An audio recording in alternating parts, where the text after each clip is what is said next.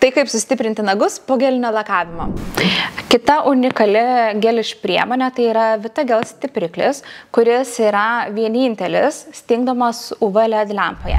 Tai stipriklis išskirtinis tuo, kad mes naudojame ne kaip paprastą laką ir jis ore nedžiūsta, o kaip jau minėjau, stingsta UV LED lempoje.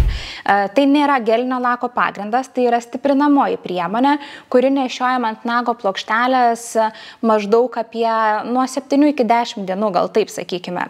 Ir neįsigaskite, jeigu nuo nago plokštelė ši priemonė pradės luptis gerokai greičiau. Tai reiškia, jūsų nago plokštelė buvo labiau pažeista ir priemonė atidavė visas reikiamas medžiagas nago plokštelė, kad greičiau ją sustiprinti.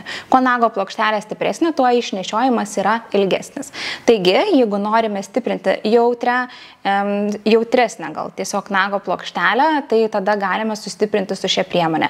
Tai su ja nago plokštelė iš karto po lakavimo ir stingdinimo jinai atrodys šiek tiek tvirtesnė, kietesnė ir gal netokia jautri.